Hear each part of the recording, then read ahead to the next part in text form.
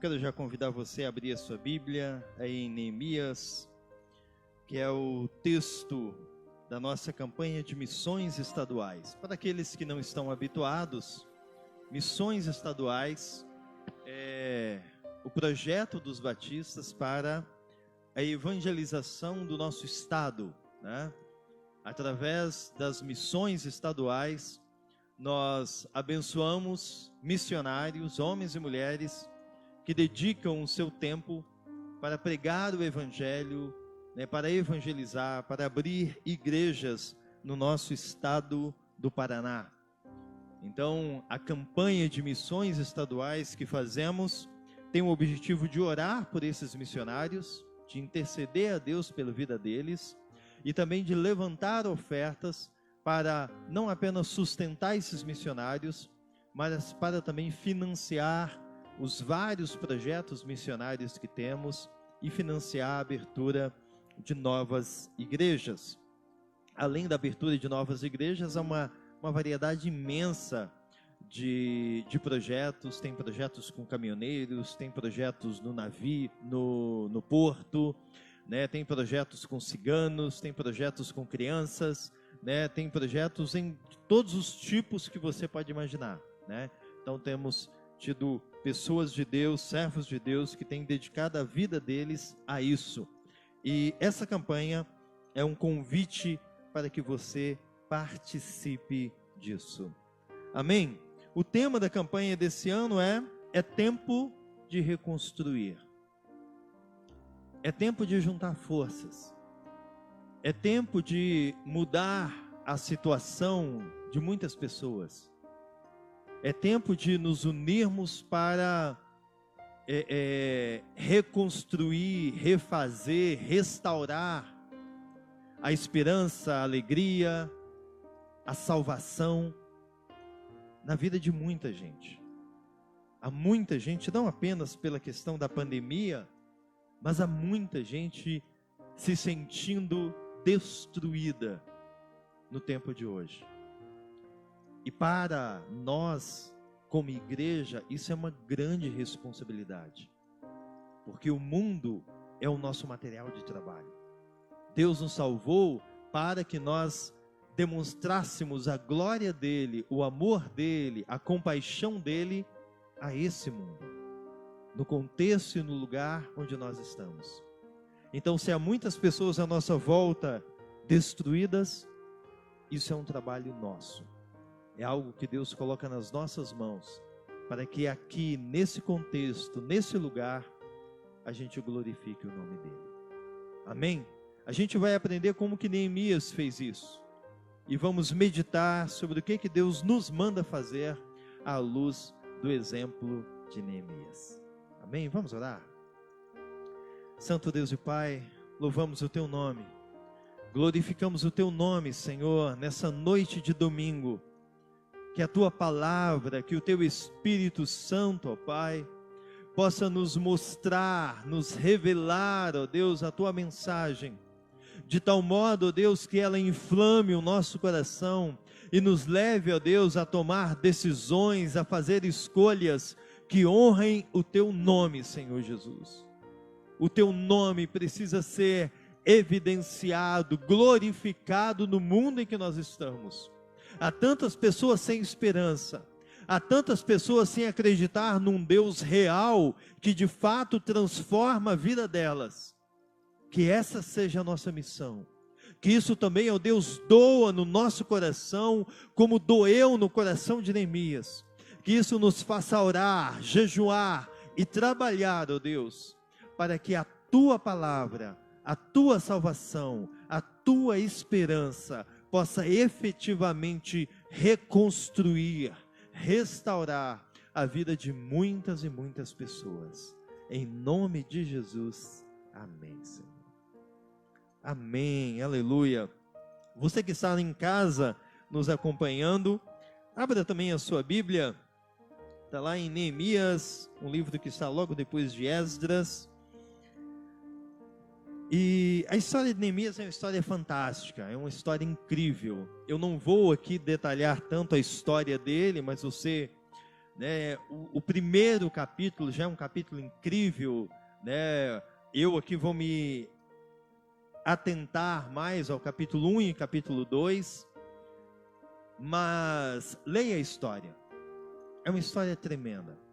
Neemias é um dos personagens mais importantes da história de Israel pós-exílio. Como sabemos, a nação de Israel, o povo de Israel sai do Egito depois de 400 anos de escravidão, andam 40 anos pelo deserto sob o comando de Moisés. Sob o comando de Josué, eles entram na terra em Canaã, e lá a nação de Israel floresce. Chega ao auge com o reinado de Davi. Mas após o reinado de Davi, após o reinado de Salomão, o reino entra em decadência, cometendo toda sorte de pecados abomináveis, até a destruição com o império babilônico, com o rei Nabucodonosor. A nação de Israel, a nação de Jerusalém, de Judá é destruída, grande parte do povo é levada em cativeiro para a Babilônia, e lá ficam 70 anos, até que cai o império babilônico, e temos o surgimento do império assírio, sob o comando do imperador Ciro. Ele tem uma política diferente, e movido pela mão de Deus, ele permite que os cativos voltem para a sua terra. E aí nós temos o retorno dos cativos judeus para a Jerusalém que estava destruída.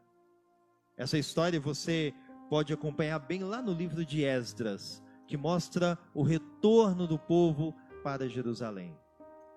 Algum tempo depois, os muros já estavam restaurados, mas a cidade, o templo já estava restaurado, mas a cidade ainda estava em ruínas. A cidade estava numa miséria. Alguns judeus não voltaram para casa e continuaram vivendo ali na Pérsia. Um desses era Neemias, que provavelmente não voltou por causa do excelente trabalho que ele tinha. Ele era um copeiro real, era um copeiro do rei Artaxerxes, um cargo de grande prestígio.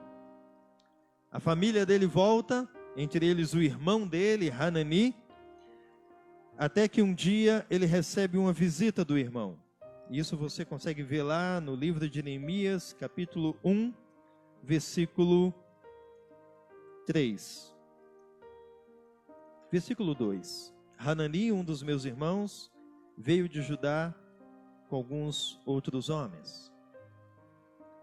Quando você pensa no mapa, e eu gosto muito de geografia, de mapas, eu logo imagino Suzã. Então eu fui procurar lá no Google Maps, o Adalão vai projetar ali,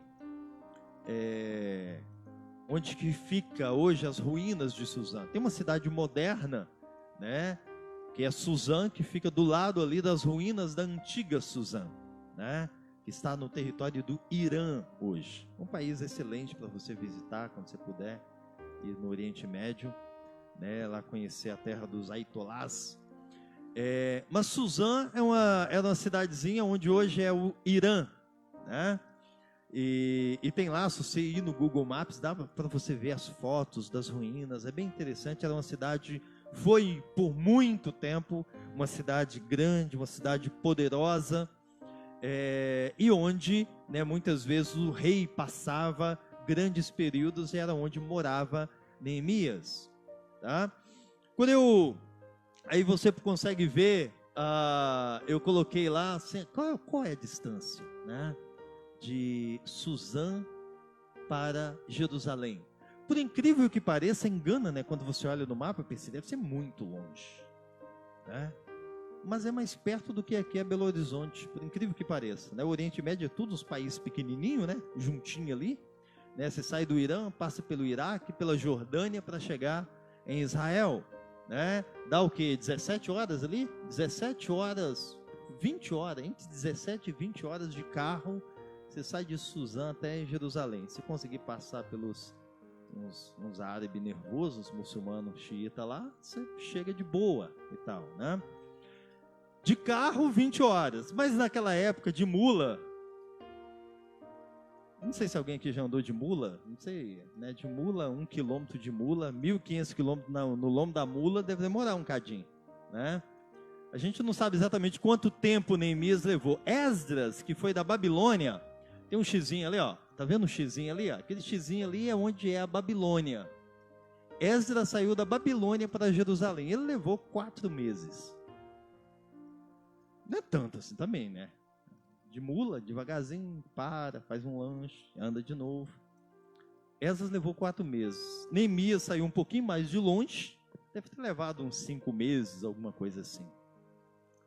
Mas Hanani veio de Jerusalém. Isso que é precisar dar uma notícia. Imagina você viajar uns 5 meses no lombo da mula para dar uma notícia. Tem que ser uma notícia importante, não é? Hanani saiu de Jerusalém e foi até Suzã, onde estava o irmão dele, Neemias, para dar uma notícia terrível. E quando Neemias recebeu a notícia, aquilo caiu como uma bomba para ele. E o texto diz que ele chorou, orou, se lamentou e jejuou por muito tempo. Até que ele fez o caminho, finalmente. Eu acho que não foi numa mula, né? Que ele foi com a comitiva real, então devia ter uns cavalos bons, né? Com a comitiva do rei.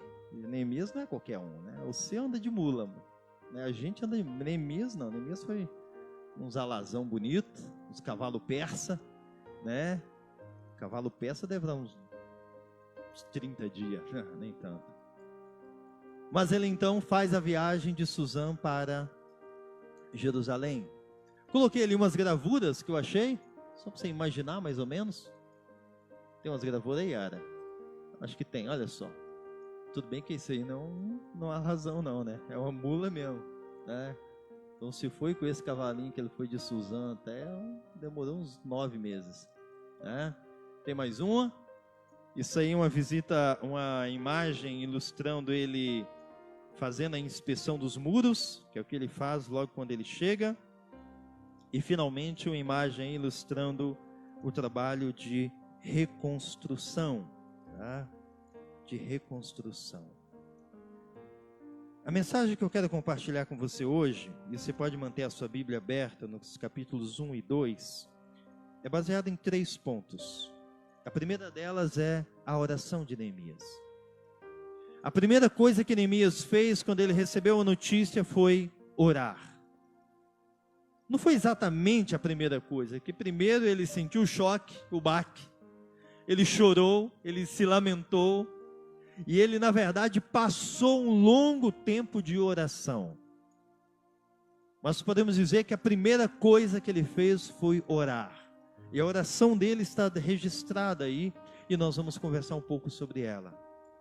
Em seguida, nós vamos falar dos preparativos de Neemias, e finalmente o CTA de Neemias, que eu vou explicar depois para você. Mas vamos lá, em primeiro lugar, eu quero convidar você aqui a olhar de perto a oração de Neemias. Hanani chegou a Suzã e deu a notícia para ele. Na verdade, Neemias perguntou: como que está a nossa cidade? Como que estão os meus irmãos? E eles responderam, Neemias, capítulo 1, verso 3. Aqueles que sobreviveram ao cativeiro e estão lá na província passam por grande sofrimento e humilhação. O muro de Jerusalém foi derrubado, as portas foram queimadas. Quando vi essas coisas, sentei-me e chorei. Passei dias lamentando-me, jejuando e orando ao Deus do céu. Eu não sei se você já passou dias lamentando e chorando, jejuando e orando. Eu não sei se você já recebeu alguma notícia forte o bastante para fazer isso. Eu não me lembro do autor da frase, mas uma frase que eu li uma vez que me impactou muito, foi de um missionário que fez a seguinte oração: Deus, perdoa as vezes que olhamos o mundo de olhos enxutos. Perdoa as vezes em que nós olhamos para o nosso país, perdoa as vezes em que nós olhamos para a nossa cidade, para esse caos, para essa desgraça, para essa miséria. Perdoa as vezes em que nós nos damos conta que temos quase 500, 1000 mortes por causa de uma doença, e os nossos olhos nem marejam. Perdoa as vezes, Senhor, em que a gente vê tanta desgraça com olhos enxutos. Eu não sei qual a última vez que você chorou ao receber uma notícia pesada, mas talvez é hora da gente fazer a mesma oração. Deus, perdoa. Perdoa quando eu fico sabendo de coisas tão tristes, de coisas tão terríveis, e elas não me dão vontade de chorar. Neemias chorou, e mais do que chorar, ele orou. E eu quero meditar um pouco na oração de Neemias. Está lá nos versos 5 a 11. A oração dele é: Senhor, Deus dos céus, Deus grande e temível, fiel à aliança e misericordioso para os que o te amam. A primeira coisa que Neemias faz na oração dele é exaltar a grandeza e a fidelidade de Deus. Não é estranho? Não é interessante isso? Ele recebe uma notícia terrível, de grande sofrimento, mas a primeira coisa que ele faz ao orar é exaltar a Deus. É exaltar a Deus. A primeira coisa que a gente faz é exaltar a Deus. Porque senão não haveria motivo para nós orarmos. A primeira coisa é exaltar a Deus. Eu tenho me tocado disso quando eu oro com o Henrique e com a Lívia. E às vezes, para a gente tentar simplificar ao máximo a oração, a nossa oração com os nossos filhos acaba sendo uma oração apenas de pedido, né? Ou simplesmente de agradecimento. Senhor Jesus, obrigado pelo dia. E eu comecei na minha oração com eles a ensiná-los a fazer isso, a exaltar a Deus. Senhor Deus, Tu és santo. Nós louvamos porque o Senhor é um Deus maravilhoso. Senhor Jesus, Tu és um lindo, Tu és maravilhoso. Nós nos alegramos por pertencer ao Senhor. Exaltar a Deus. Quantas vezes nós deixamos de exaltar a Deus? Quantas vezes as dificuldades à nossa volta nos fazem deixar de exaltar a Deus? Neemias, por mais aflito que estava, por mais chocado que estava com aquela situação terrível, que os seus familiares estavam em Jerusalém, ele exalta a Deus. Lembre-se disso da próxima vez que você for fazer uma oração. Por mais que você esteja com uma vontade imensa de pedir, de falar das suas necessidades, dos seus problemas, comece exaltando. Ele é digno disso. Ele é digno de falar para você, ó, calma aí. Eu sei que você tem muita necessidade, eu sei que você tem muito problema, mas ainda assim eu mereço que você pare tudo e primeiro me exalte, e primeiro me glorifique. Amém? Porque nada muda isso, nada muda isso, nenhuma tragédia nesse mundo muda o fato que Deus deve ser primeiro glorificado. Isso é um aprendizado muito importante. Mas a segunda coisa que Neemias faz é pedir que Deus ouça as orações dele em favor do povo. Neemias diz: que os teus ouvidos estejam abertos e atentos, e teus olhos estejam abertos para a oração que o teu servo está fazendo diante de ti, dia e noite, em favor de teus servos, o povo de Israel. Senhor, que os teus ouvidos, que o Senhor esteja atento à oração que o teu servo tem feito dia e noite. Ele clama: Deus ouça. Porque sabemos que não há nada em nós que faça com que Deus ouça as nossas orações. Quem somos nós para pretender que sejamos ouvidos? Deus nos ouve pela misericórdia dele, pela infinita graça e misericórdia dele. E por isso Neemias diz: Senhor, ouça a oração que eu estou fazendo. Em terceiro lugar, eu quero destacar que Neemias confessa pecados em nome do povo. Olha só o que ele diz no verso 6. Confesso os pecados que nós, os israelitas, temos cometido contra ti. Sim, eu e o meu povo temos pecado, agimos de forma corrupta e vergonhosa contra ti. Depois de glorificar a Deus, de clamar para que Deus ouça a oração, Neemias confessa pecados. Não o pecado deles, mas o pecado nosso. E ele confessa pecados sem meias palavras. Senhor, confessa os nossos pecados, porque nós temos agido de forma vergonhosa e corrupta diante do Senhor. A gente precisa, eu estava lendo isso aqui, me dando conta que a gente precisa confessar pecados diante de Deus como nação. Senhor, perdoa o nosso pecado, porque temos agido de forma vergonhosa e corrupta diante do Senhor. É uma oração que nós temos, pelo menos eu não tenho o hábito de fazer, não sei se você tem. Você tem orado? Confessado os pecados do país diante de Deus? Neemias faz isso, isso é crucial. E é crucial para a continuidade da oração dele. E a quarta coisa que ele diz que ele faz na sua oração é pedir que Deus se lembre das promessas. Porque a esperança que nós temos ao confessar pecados é pedir que Deus se lembre das promessas. Porque se Ele não se lembrar das promessas, não há esperança para nós. Se Ele não se lembrar das promessas, não há reconstrução possível. Se Deus não se lembrar das suas promessas, não há regeneração possível, não há nova vida possível, não há alternativa, não há salvação possível. A salvação só é possível porque Deus se lembra das suas promessas. E finalmente, após clamar para que Deus se lembre das promessas, ele clama para que Deus o abençoe, que ele seja bem-sucedido. No verso 11, ele vai dizer: Senhor, que os teus ouvidos estejam atentos à oração deste teu servo, e à oração dos teus servos que têm prazer em temer o teu nome.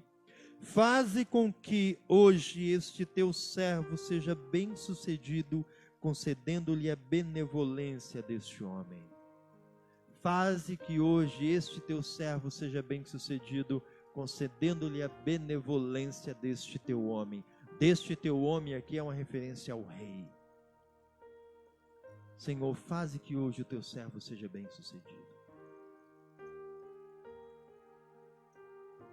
Senhor, lembre-se das suas promessas. E mesmo tendo nosso pecado tão gravemente, perdoa-nos e faze que hoje este teu servo seja bem-sucedido. Por que Neemias pede isso? Não é porque ele queria uma coisa, mas porque ele queria se envolver num trabalho muito grande. Ele queria se envolver numa reconstrução. Ele queria colocar a vida dele em algo que mudasse a situação de um povo. Eu vou fazer essa pergunta depois, mas já fazendo agora. Existe alguma situação terrível, difícil, complicada que você quer mudar? Que você deseja que Deus use a sua vida para mudar? Que você poderia ignorar e continuar lindo lá, vivendo na corte do rei? Que você poderia ignorar e continuar vivendo a sua vida tranquilamente, mas algo dói no seu coração e você deseja, você sonha que Deus use a sua vida para mudar essa situação. É isso que está acontecendo aqui com Neemias. Ele poderia continuar tranquilo na corte do rei, mas ele está pedindo: Senhor, faze que hoje o teu servo seja bem sucedido, porque ele quer que Deus use a vida dele para fazer diferença. Ele quer que Deus use a vida dele para mudar uma situação.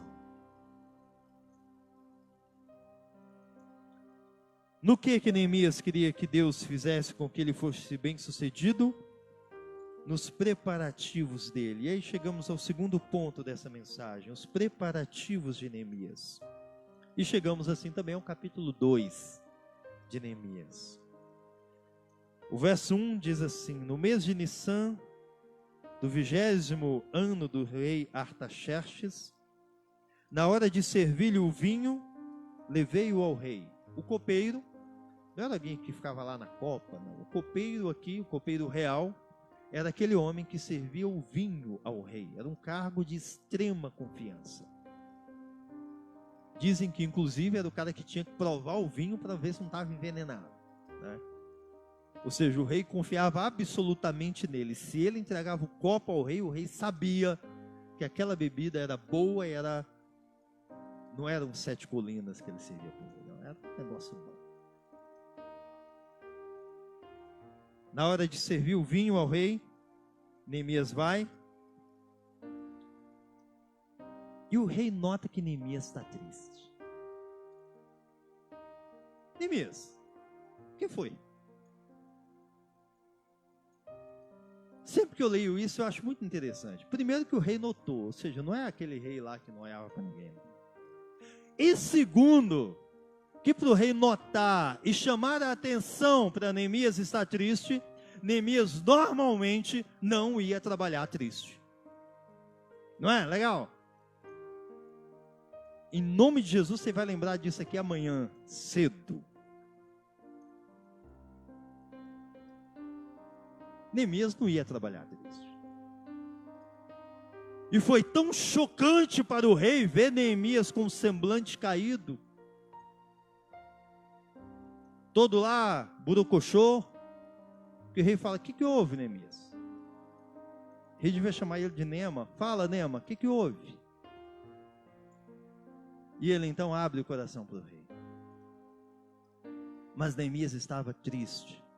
E a tristeza dele era em razão do que havia acontecido. A tristeza dele era em razão daquilo que estava doendo no seu coração.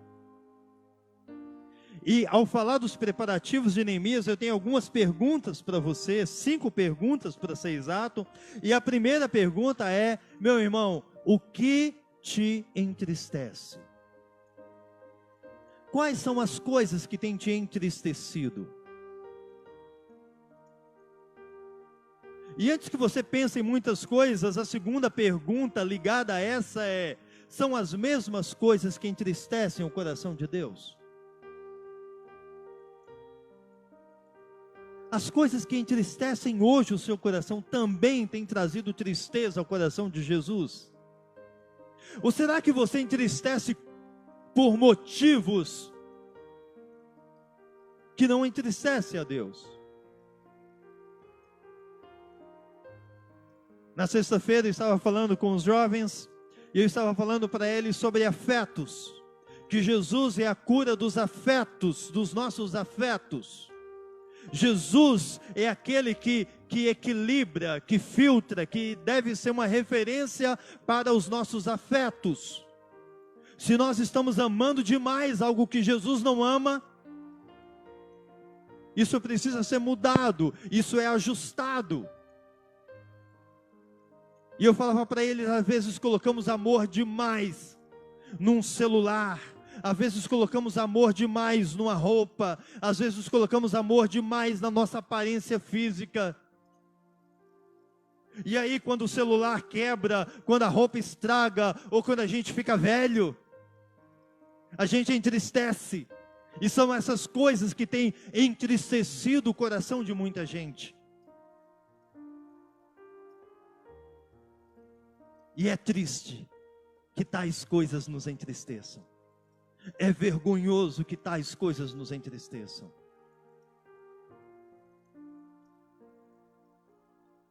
Neemias estava triste, mas estava triste por causa de uma situação terrível, de pessoas que estavam vivendo oprimidas, sofrendo, sendo humilhadas. E isso entristecia o coração dele. E isso com certeza entristecia também o coração de Deus. É por isso a pergunta: o que tem entristecido você? Às vezes a gente precisa pedir perdão a Deus pelas coisas que têm nos entristecido.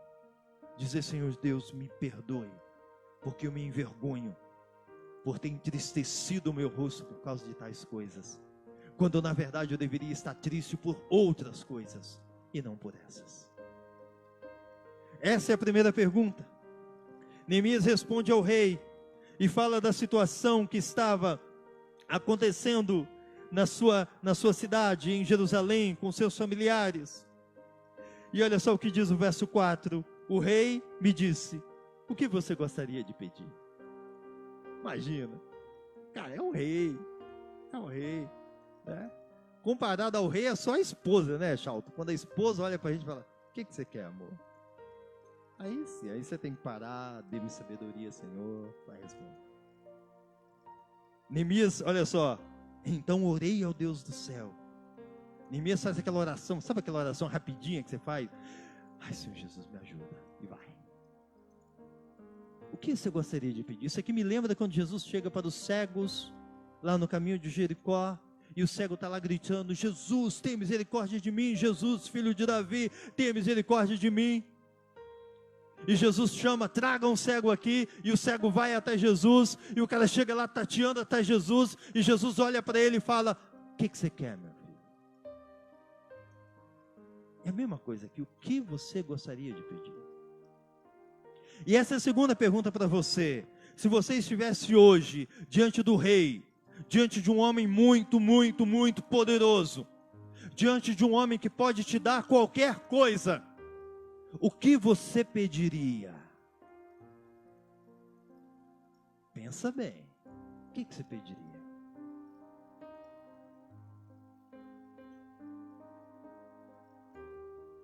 Espero que você saiba, pelo menos se lembre mentalmente do que está escrito lá em Tiago 4. Eu acho que é Tiago 4, se não for eu vou passar vergonha. Mas lá em Tiago 4 fala que a gente quer muita coisa e não tem, não recebe. E a gente pede mal. E Tiago fala assim: porque vocês pedem para os seus próprios deleites, para os seus próprios prazeres. Os seus pedidos, as suas orações são egoístas, os seus desejos são egoístas. Ou como diria a Dona Maria, você só pensa em si, no seu próprio umbigo. O que você pediria, meu irmão? O seu pedido seria egoísta? Se você estivesse diante de um rei, diante de um homem muito poderoso, que pode te dar tudo o que você pede, o seu pedido seria qual? Seria para mudar a situação de outras pessoas? Seria para que aquela pessoa te desse condições para você abençoar outras pessoas? Ou você pensaria apenas nas coisas que você mesmo quer para o seu próprio prazer? Isso é muito sério, porque quando o tema da nossa campanha diz é tempo de reconstruir, implicitamente ele está dizendo é tempo de deixar os nossos interesses de lado e focarmos nas necessidades de outras pessoas. E enquanto a gente não fizer isso, não será capaz de reconstruir a vida de outras pessoas. Porque todas as vezes que o rei nos pergunta o que você quer, a gente pensa apenas em nós mesmos. Mas Neemias respondeu e disse: rei, eu quero que você me dê uma licença. Paga, ajuda, né? Que você me dê cavalos, que você me dê madeira, quero que você me dê dinheiro, quero que você me dê aí os arquitetos, os engenheiros, eu quero que você me dê aí, enfim, eu quero que você me dê tudo, que eu possa vir lá para Jerusalém, viajar em uns 4, 5 meses e reconstruir os muros da minha cidade. Não é à toa que ele fez uma oraçãozinha rápida aqui antes de pedir, porque, cara, como pedir isso? Como? Mas ele orou. E o que entristecia o coração dele também entristecia o coração de Deus. E Deus o abençoou. E o rei deu tudo o que ele pediu. Tudo o que ele pediu. Tudo. Isso é incrível. Isso é incrível. E aí nós chegamos no verso 10 do capítulo 2, que está escrito assim: Sambalate, o horonita, e Tobias, o oficial amonita, ficaram muito irritados quando viram que havia gente interessada no bem dos israelitas. E essa perguntinha aqui é muito séria para você. Quem que você tem irritado? Quem? Eles ficaram irritados. Eu adorei essa expressão. Eles ficaram muito irritados com Neemias. Quem você tem irritado? E por quais motivos você tem irritado alguém? Eles ficaram irritados porque havia gente interessada, porque Neemias estava interessado em ajudar aquelas pessoas. E eu coloquei isso aqui, eu fiz questão de lembrar disso, para que você saiba que quando você investir a sua vida na reconstrução de outras vidas, você vai irritar algumas pessoas. Todas as vezes que você se permitir ser usado por Deus para transformar uma situação, você vai irritar alguém. Você vai atrair oposição. Vai ter gente te criticando. Vai ter gente zombando de você.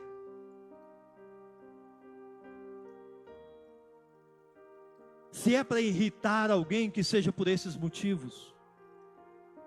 Que não seja pelas nossas vaidades tolas, que não seja pelo nosso descontrole na hora de falar, que não seja pelas nossas piadas idiotas, mas que seja porque estamos dedicando a nossa vida a uma obra grandiosa. E algumas pessoas vão ficar irritadas e vão dizer que você está sendo tolo, vão dizer que você está sendo bobo, vão dizer que você está jogando a sua vida fora, vão dizer que você está sendo idiota, gastando seu dinheiro onde não deveria, vão fazer críticas a seu respeito. E você vai sorrir, vai dizer, se é para irritar alguém, que seja assim, sendo usado por Deus.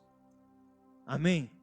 Porque não teve ninguém nesse mundo que foi usado por Deus para uma obra e não atraiu contra si oposição, e não atraiu contra si críticas.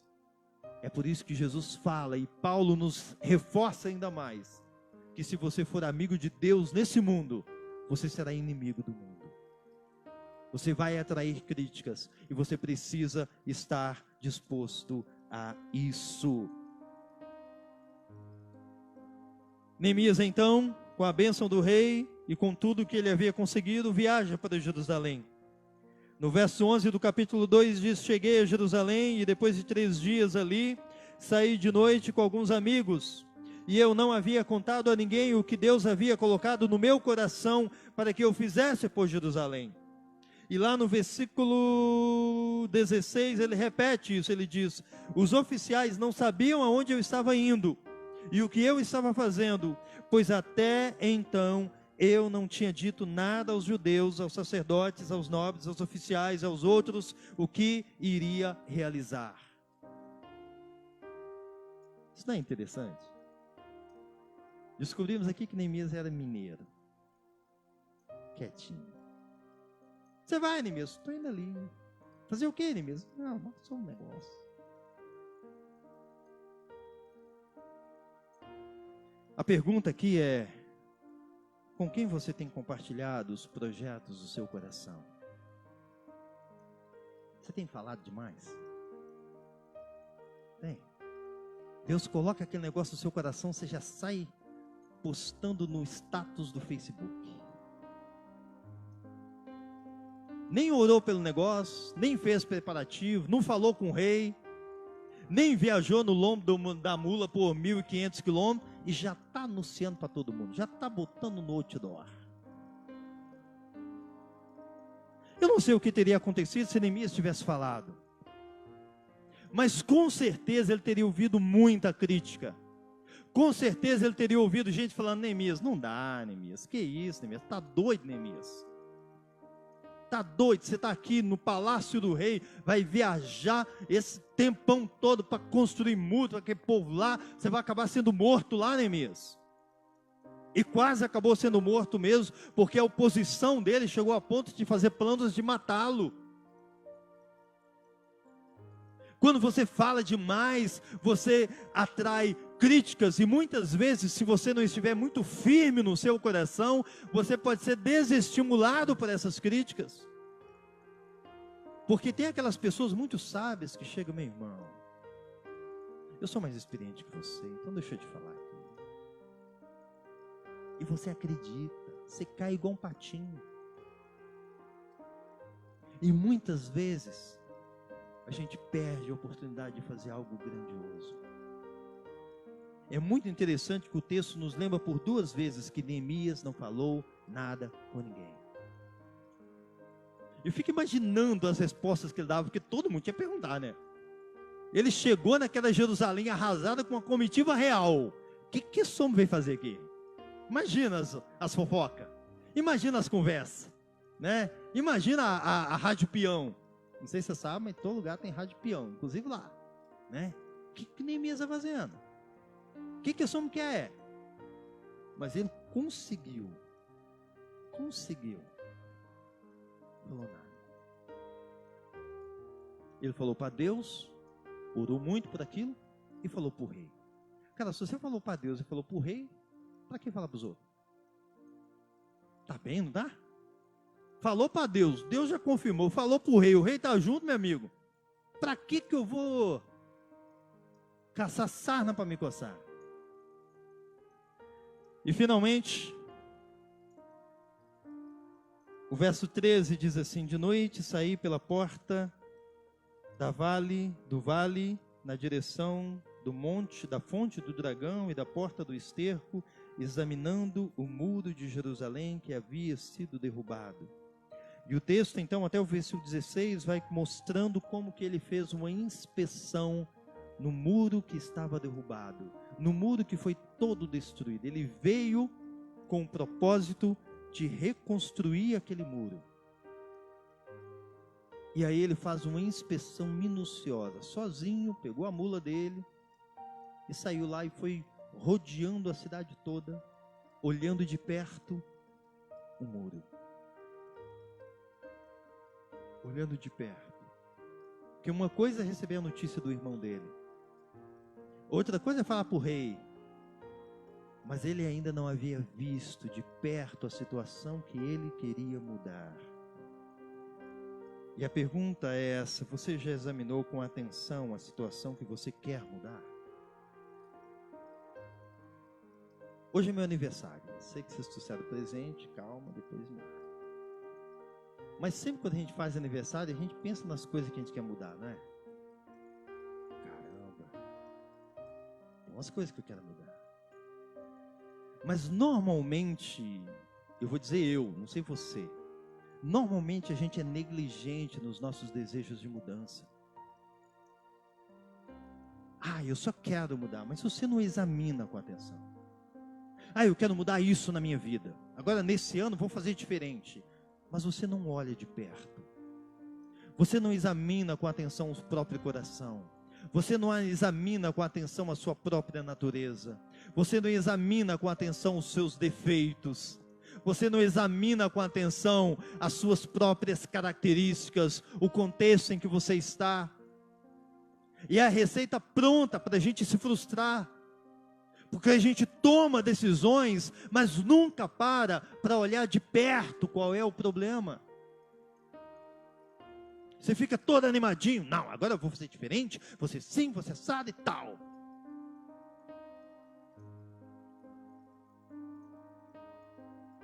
É igual eu já contei aqui um dia que eu estava vendo uma propaganda, uma reportagem de um cara falando que se você conseguisse correr lá 20 minutos, você consegue correr a maratona. Eu, sentado no meu sofá, tomando minha Coca-Cola, comendo meu hambúrguer, pensei, correr 20 minutos? Quem que não aguenta?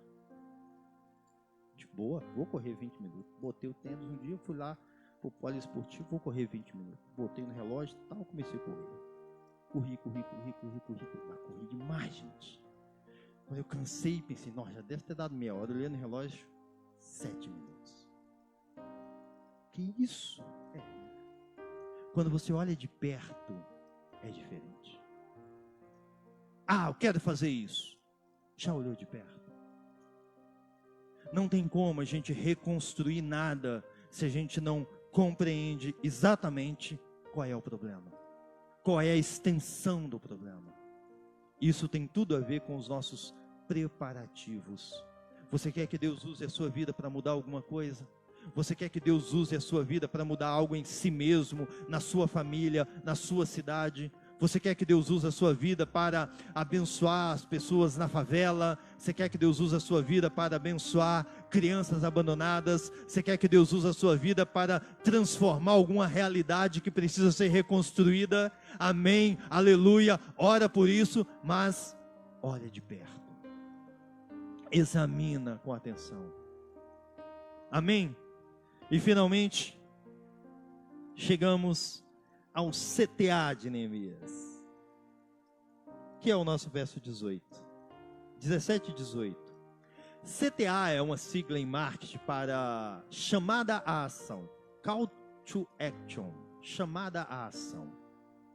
É normalmente a sigla que as pessoas falam para quando você faz o apelo, quando você faz o convite, né? É quando alguém faz uma propaganda e coloca assim no final, clique aqui e compre por 30% de desconto. Esse é o CTA.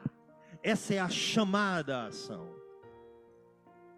A gente tem que orar, a gente tem que se preparar, mas chega o momento da chamada à ação. Chega o momento do apelo, chega o momento de vamos ou não vamos fazer isso.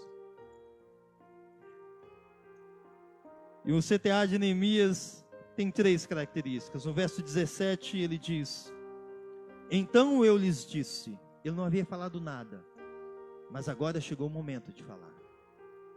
Vejam a situação terrível em que estamos. Vejam a situação terrível em que estamos. Jerusalém está em ruínas. As suas portas foram destruídas pelo fogo. Ao chamar as pessoas à ação, ao desafiar as pessoas para fazer algo, Neemias começa expondo a necessidade, começa expondo o problema, começa expondo a crise, o que precisa ser mudado. Olhem, gente, porque Neemias conseguia ver, mas tem muita gente que não consegue ver. E talvez Deus mostrou para você, mas as pessoas que estão à sua volta não conseguem perceber aquilo. E você então precisa dizer: pessoal, venham aqui, olhem essa situação. Ele começa mostrando a situação que precisava ser mudada. Em segundo lugar, ele faz o que a gente poderia dizer, quase que uma prova social. No verso 18, no começo do verso 18, ele diz: também lhes contei como Deus tinha sido bondoso comigo, e como o rei, e o que o rei tinha me dito. Ele fala: eu não sei se vocês topam, mas Deus já está comigo e o rei também. Olha só que maravilha. Fica mais fácil aceitar um desafio assim, né? Também lhes contei como Deus havia sido bondoso comigo e como o rei estava me ajudando naquela empreitada. Ele aumenta as expectativas. Ele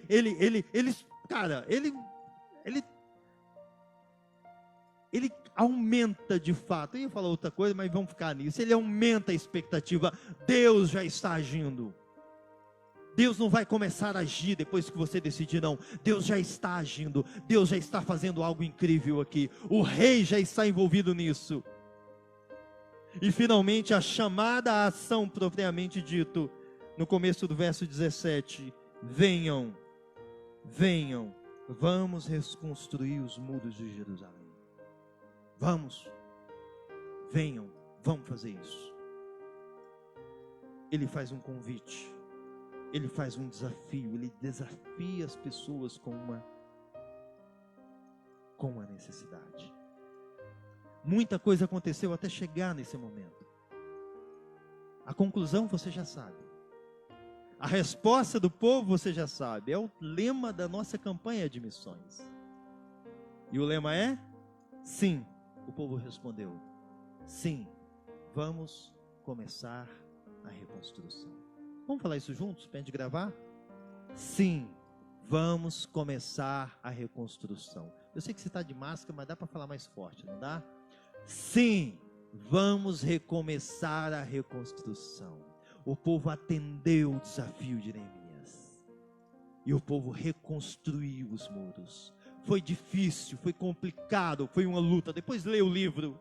Teve um momento que eles tiveram que trabalhar com a espada na mão e a colher de pedreiro na outra. Eu não sei se o Chalton já viu alguém lá na obra trabalhando assim, Chalton, né? Com 38 na mão e a colher de pedreiro na outra. Foi complicado, foi difícil. Teve um momento que alguns trabalhavam na obra e outros ficavam de vigia. Mas eles reconstruíram o muro. Reconstruíram os muros. Porque quando a gente se une para reconstruir algo, Deus nos abençoa e de fato a obra acontece. Mas e você, meu irmão? Qual é a sua resposta para o desafio de Neemias? É sim.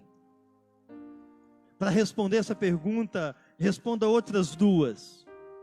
Tem alguma situação hoje que você quer que Deus use você para mudar? Tem alguma situação na sua família, na sua cidade, no seu país, que dói no seu coração e você quer que Deus use você para mudar?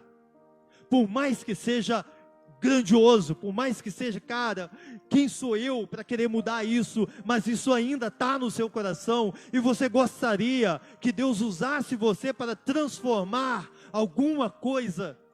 Existe algo que você gostaria que Deus usasse? Que Deus usasse a sua vida para mudar? Pensando nisso, eu queria que você lesse um texto, está lá em Marcos 6,34. Evangelho de Marcos, capítulo 6,34, diz assim, que Jesus, chegando num lugar, Marcos 6,34, quando Jesus saiu do barco, ele viu uma grande multidão, e teve compaixão deles, porque eram como ovelhas sem pastor. E Jesus então começou a ensinar-lhes muitas coisas. Uma situação que Jesus queria mudar. Uma situação que Jesus nasceu para mudar. Jesus é o pastor. E ele vê uma multidão de pessoas como ovelhas sem pastor. Aquilo arde no coração de Jesus, como ardeu no coração de Neemias. Jesus quer mudar aquilo. Isso já aconteceu com você, de olhar uma situação e sentir arder no seu peito? Um desejo de ser usado por Deus para mudar? Se já esse é o primeiro passo, você apenas precisa responder a isso. E a segunda pergunta que é a mesma pergunta, mas feita de outra forma: existe alguma coisa que faz você chorar e orar? Existe alguma coisa que faz você chorar? Existe alguma coisa que faz você se lamentar? Existe alguma coisa que faz você jejuar? Existe algo que te faz orar? E o último texto que eu quero ler com você é Lucas 10, versículo 2. Lucas 10, 2.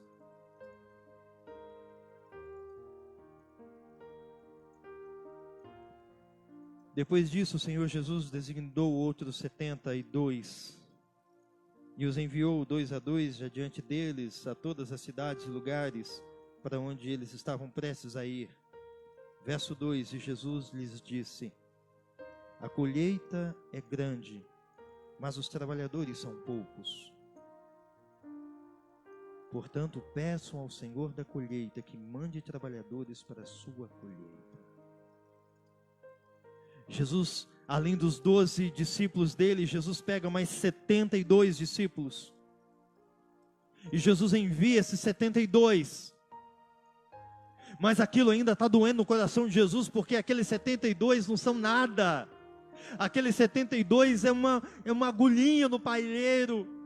Aqueles 72 não é nem o começo da obra. Jesus gostaria que fosse 1072, que fosse 70 mil. Mas Jesus só tem 72 para enviar. E aí Jesus fala, a colheita é grande, mas os trabalhadores são poucos. Imagina Jesus olhando para os 70, aqui nós temos o quê? 30. O dobro de nós. Mais que o dobro. Jesus olha para aqueles 70 e fala, são tão poucos os trabalhadores para uma obra tão grande. É algo que Jesus quer mudar. Jesus quer mudar essa situação. Jesus quer que os trabalhadores não sejam tão poucos. Jesus quer que aqueles que estão envolvidos na reconstrução não sejam tão poucos. E isso faz Jesus orar. E Jesus diz que isso deve também nos fazer orar. E Jesus diz, peçam ao Senhor da colheita que mande trabalhadores para a sua colheita. Que mande trabalhadores para a sua obra. Qual é a sua resposta?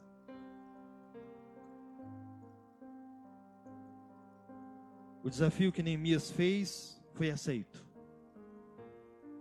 O desafio que Jesus fez, o desafio que Jesus faz para você será aceito. Você vai dizer, sim, Senhor, vamos orar. Para que Deus mande mais trabalhadores para a obra, inclusive que me mande. Eu não me lembro, depois alguém pode dar uma olhada, quantos são os nossos missionários em missões estaduais, mas com certeza são poucos. São pouquíssimos para tantas pessoas. A necessidade que Jesus queria mudar há 2000 anos ainda precisa ser mudada. Ainda é necessário que Ele mande trabalhadores. Ainda é necessário que você se junte a essa obra, a esse esforço de reconstrução e de transformação de vidas através do poder do nosso Deus. O povo lá em Jerusalém aceitou a chamada de Neemias. Que você também possa aceitar a chamada do Senhor Jesus. Amém? Vamos orar? Feche seus olhos. Nós vamos orar ao nosso Deus dizendo, Senhor, eu sei que há uma situação no nosso país que o Senhor quer mudar.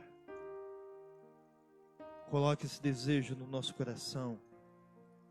Coloque esse desejo na nossa alma. Nos faça desejar isso tão intensamente, tão ardentemente como Neemias desejou.